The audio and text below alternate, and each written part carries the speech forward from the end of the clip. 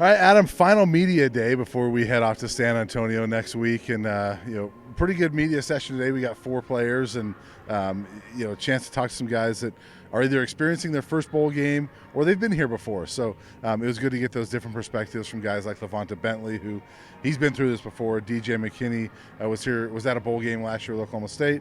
And then you have Will Shepard, a senior who's finally getting a bowl game, and Draylon Miller, who's the spoiled true freshman who gets a bowl game right away. My favorite part was watching those guys interact over in the corner while they were waiting to get interviewed. You can tell this football team, they enjoy each other. And so it's one more opportunity, like I mentioned yesterday, to spend some time together. But yeah, you've got a lot of stories from those 4 guys that we covered today from, to your point, Draylon Miller, who's kind of the future.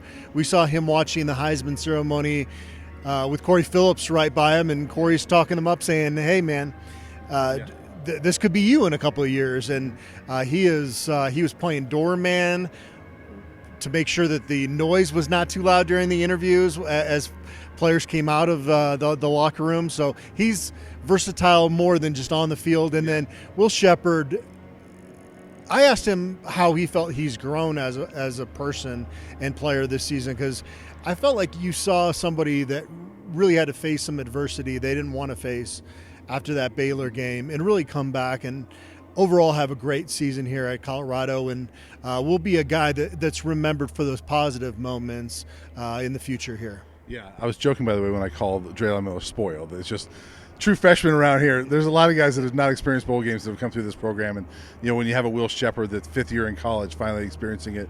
And you're right on Will Shepard. I mean, he's overlooked because Travis was the Heisman Trophy winner, and LaJonte had such a big year.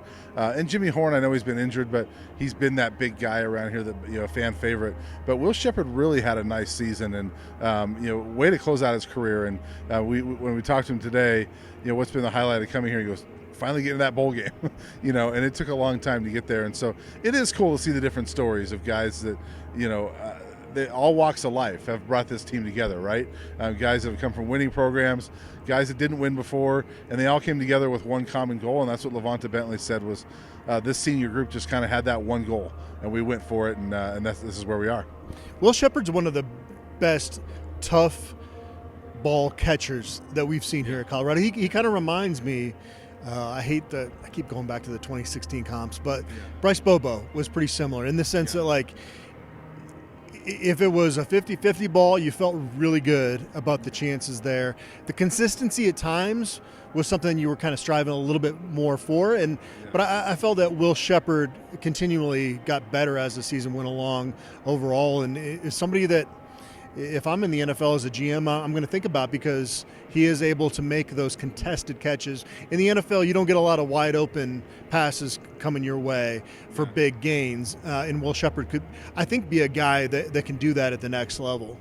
Well, he's a guy, I remember the open practice down at DPS Stadium when we were watching and we were standing there like, ooh, okay. Seeing him in person, you can see why he's going to be a big target, and he was, and he kind of proved to be what we saw at DPS Stadium. He was that big catch guy, and so I'm looking forward to seeing him in the bowl game. I'm honestly looking forward. We didn't talk to him, but I'm looking forward to seeing Jimmy Horn. And it's been fun on the well-off videos this week seeing Jimmy Horn make plays again, because we haven't seen it in a while because he's been injured, and it hasn't been the year Jimmy wanted. But I'm looking forward to that. He's one of those guys that when he's healthy, he makes defenders look silly. Yeah. He has got that burst that is it's on a very short list of guys that have come through here in terms of being able to extend, a 3-yard out to an 11-yard gain. Like, he is so good in that sense. And so and everybody knows his story by now. And so the relationship that he's developed with Coach Prime, there are just so many great stories on this football team as we head out to San Antonio. Yeah, and talking to DJ McKinney, it's clear, not only DJ, but Draylon Miller, you mentioned it, but the effect of Travis Hunter and all these trophies he's winning is these younger guys just see that. And, DJ McKinney is like, I saw that, and I'm like, I can win a trophy next year, and for him it'd probably be the Thorpe Award. That's what he would want to get, and how ironic would it be that he wins it next year if he would win it. But I think that's a big deal for the program when you have a Heisman Trophy winner, you have a guy winning trophies, and is that they bring it back and these guys see it and like it's somebody they know. I mean, it's one thing to walk down Legacy Hall and you see names you've never heard of before because you're new to the program. But when your friend wins a trophy, I think that's impactful, and I think it's going to be interesting to see what kind of impact that has on a DJ McKinney, a Draylon Miller, guys like that. Well, I think it's more impactful in Travis Hunter's case because he does the right things in his life. Yeah. When I was at Arizona State, I covered Terrell Suggs. Yeah. He told me that he ate Jack in the Box for literally every meal. This is before Training Table was around in college football, and I'm like, that's not a good thing for other guys in this program to be following. Yeah. Travis Hunter, he does the things in his life that are going to set him up to be very, very successful. And I think having kind of that example around here, and we were just in Legacy Hall, I think we scouted out a location where they could kind of just make a whole shrine to Travis Hunter. Right. You might have to take down Greg Henderson's picture in there. Yeah. Find another place for it. Greg Henderson was a very nice cornerback here, but yes. It's going to get pretty cramped in there, so you got to find some space. But I think that is something that even Coach Prime and Kevin Mathis and Robert Livingston can talk to guys that maybe have a slip up early in their career and say, this is what Travis Hunter did. This was the blueprint for success. Now, Travis Hunter was born with God-given skills that 99.99999% of us don't have. Right.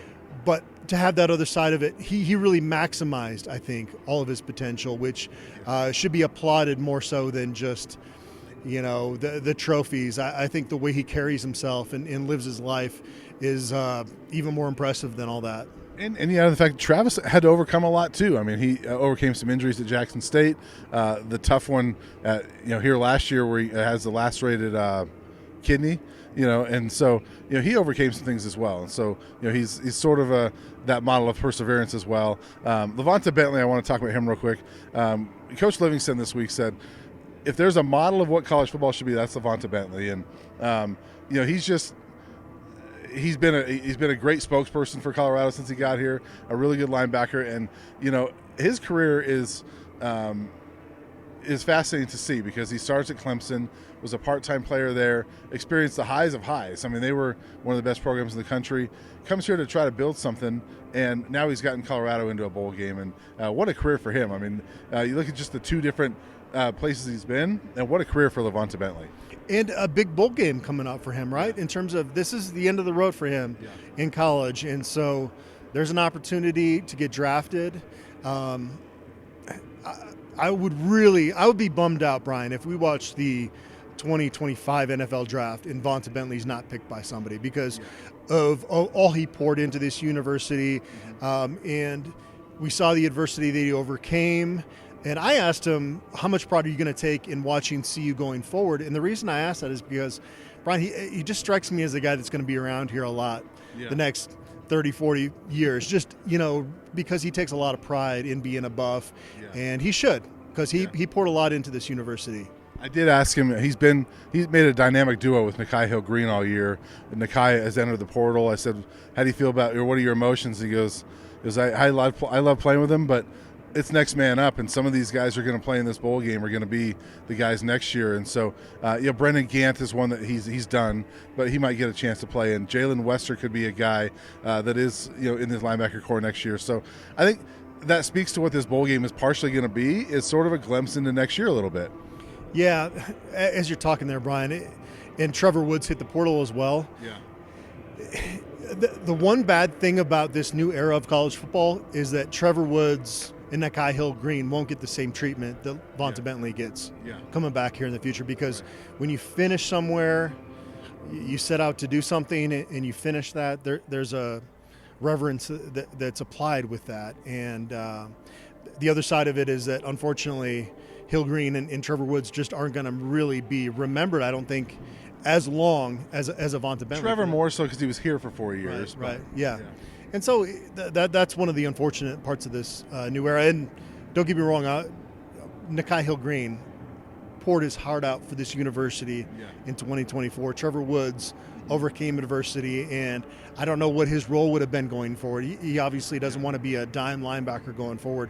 He's kind of in that tweener camp at this point in terms of what position he plays at the next level. So in no way did I mean that as a slight on what those guys brought here. It's kind of how I see them being looked at by CU fans going forward. Well, it's different when you finish your career somewhere. It's your point. And Trevor, it's too bad. I was looking forward to. I know we probably weren't going to see Nikai Hill-Green, but it would have been fun to see a defense with Nikai and Trevor and guys like that next year. But that's the portal era, and obviously wish Trevor the best. And look, he stuck around longer than most people thought he was going to, and I think a lot of people thought he was going to hit the portal a year ago, and he did not, and made a go of it this year, and it just didn't work out. And hopefully, he's been a really good guy around here, a good player, and wish nothing but the best for Trevor Woods, because I think Buff fans are going to miss him. I mean, from the time he had the blocked punt, returned that for a touchdown against Arizona. He made plays. He had the game-stealing interception against CSU last year. So, he's made a lot of plays for this university. We really didn't know who Nikai Hill-Green was a year ago. So they're going to get guys. They got Reginald Hughes. They've got now 5 transfer commits early in this whole process of the offseason. So they're going to be just fine at that position. It just, sometimes your heartstrings, you want to see guys revered for the work they did. And hopefully Trevor Woods and Nikai Hill-Green have that. It's going to be tough for folks, I think, to see them in a different uniform next year. For sure. Well, Adam, we'll see you in a different city next week. We'll be in San Antonio next week for the Alamo Bowl.